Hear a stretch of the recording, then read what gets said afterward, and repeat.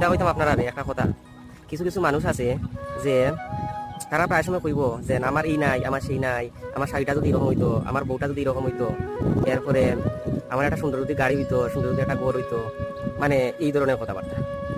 হুম। এবং মানে তারা কোনো কিছুতে সন্তুষ্ট নাই, মানে কোনো না কোনো কিছু একটা মানে তারা মানে আছেই যে আমার এই নাই সেই নাই ইত্যাদি ইত্যাদি। আর এই কারণে ধরেন মনে করেন না, এখন তার একটা বেলা শখ হইছে একটা গাড়ি, গাড়ি অমুকের তো গাড়ি আছে, হ্যাঁ আমার এখানে গাড়ি নাই একটা, এখন গাড়ি কিনার লাগে এখন লোন টোন লইয়া এখন গাড়ি টাড়ি কিনলো, হ্যাঁ। তো গাড়ি টাড়ি কেনার পরে এরপরে দেখা গেল যে সেই লোনের কিস্তি দিতে পারে না, তো তার জীবনের লামিয়াই লোক মানে প্রচন্ডভাবে দুঃখ কষ্ট।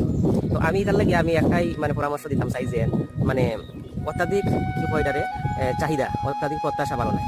যে সকল মানুষের চাহিদা কম, প্রত্যাশা কম, সেই সকল মানুষের জীবন খুবই সুখের হয়। তো আমার মতামতের সঙ্গে তোমাদের মত যদি মিলিয়ে থাকে তাহলে আমার ভিডিওটার মধ্যে একটা লাইক দিয়ে যাইও, চ্যানেলটা একটু ফলো করে যাইও। ওকে, থ্যাংক ইউ।